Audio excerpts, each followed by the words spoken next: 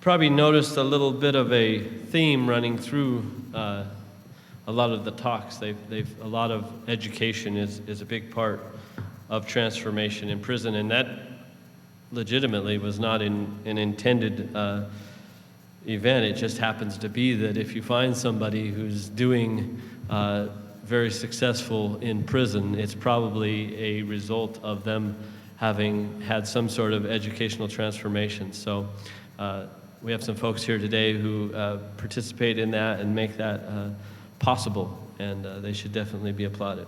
So, our next speaker, our final inside speaker for the day, is a young man who also found his path through education. Sometimes you'll meet somebody in prison and you'll say, man, what's that guy doing here? He doesn't look like somebody that belongs in prison. Noel is one of those people for me. He works every day to improve his environment and to make the University Beyond Bars work. He's a member of the leadership committee of the UBB, and he constantly strives to help others find the path he has discovered.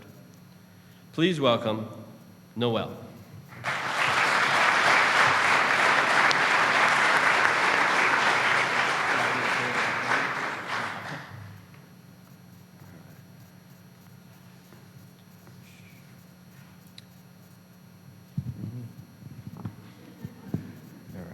They could have picked a smaller one, right? So, I have a great speech to give today. Unfortunately, I can't share it with you.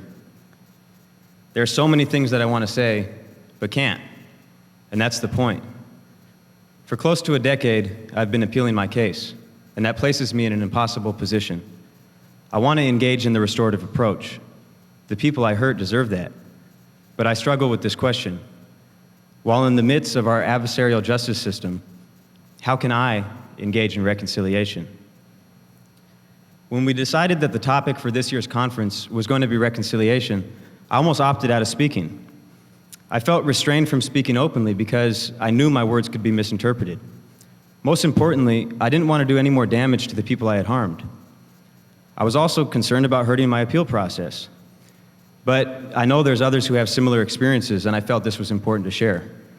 My goal today is to express what it's like for someone in my position, in the hope that my experience can bring awareness to the barriers our justice system places on restorative justice. When a person is charged with a major crime, they're pushed into an adversarial process. This is intended to make the system fair, but this process places the accused in a self-absorbed fight for their life that marginalizes victims and impedes reconciliation. Once in the midst of this process, the focus shifts almost exclusively to the person standing trial, who's now entangled in a fight for their life. This process marginalizes the victim's voice, their wants and desires, the things that might bring them healing, and it controls how a defendant should act. There is little focus on what might help reconcile the two communities, or the two parties. Rather than asking, how can we heal those who were harmed, the defense is exclusively concerned with their client's best interest, and the prosecution is mainly focused on winning a conviction and ensuring a lengthy term of incarceration. Once this process begins, the only thing offered to the victim is punishment. My introduction into that process began at the age of 18.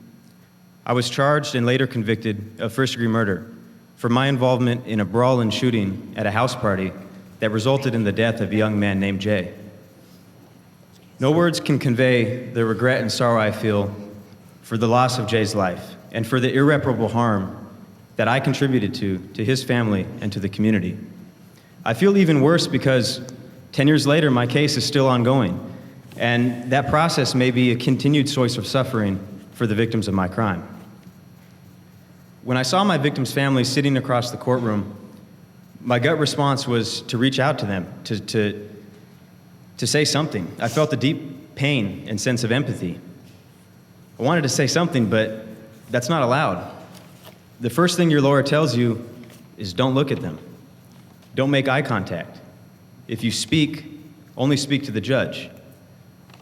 So I held my emotions inside, or at least I tried. And my behavior, it felt cold and callous. The minutia of courtroom proceedings, it took away from everything. The the victims were completely overshadowed. The courtroom is a formal and controlled forum where those sorts of emotional exchanges are not permitted. It's not a place of healing. Such an artificial environment doesn't give either side the opportunity to reconcile.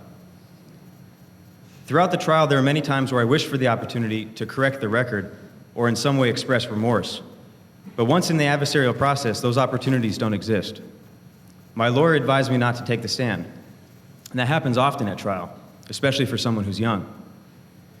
In the end, I received a 34.5-year sentence. At 18, well, I was 19 by then. At 19, that was nearly twice the time I had spent on earth. When my lawyer asked if I wanted to appeal, of course, my answer was yes. I'm not appealing because I think I shouldn't be punished. I recognize that a life has been lost, that my actions have hurt many people, and that those people deserve restoration. There are reasons why a person appeals a sentence, and it's not always a lack of accountability. In my case, I'm appealing because I'm fighting for a different sentence. What I didn't know when I started that process is that it would keep me in a suspended state. What I mean is, I've had 10 years to think about my actions, the damage that I've caused, without any prospect of reconciliation. Over the years, I've often wondered, as I sit in prison, is this helping my victims? Is this helping them heal? I understand that I deserve to be punished and that incarceration is justified. But as I sit here, I can't help but wonder how much more I could be doing to help my victims. I can't speak for victims of crime, but I don't believe sending someone to prison is enough. We often hear from victims that they want to know why someone did what they did, that the person's sorry, that they have remorse. They want to know that the person who hurt them has changed and become a better person. And many want reassurance that it won't happen again. Prison's not designed to address those concerns. It does not help to reconcile or repair communities. It serves one purpose: to punish. My victims have never had the opportunity to hear me speak about my involvement that night, and I've never had the opportunity to express to them what I feel inside. If I could, I would reach out to my victims. I'd tell them that I'm sorry, that Jay's no longer here, that I did something terrible, and I wish I could go back in time and change things. I would also want them to know that I've become a better person, and I want to work to make sure that others are prevented from being harmed like they have. I wouldn't want them to think that I'm appealing because I don't recognize the harm that I've caused. If it were possible, I would openly embrace the chance to reconcile, whatever form that would take. What if we did something different? What if our victims weren't marginalized from the beginning of the process? What if the defendant wasn't placed in such an impossible position where they're fighting for their lives and they're unable to respond to victims with emotion and empathy and give them what they might want? What if we acknowledge that many defendants profoundly regret what they've done and wish to make amends?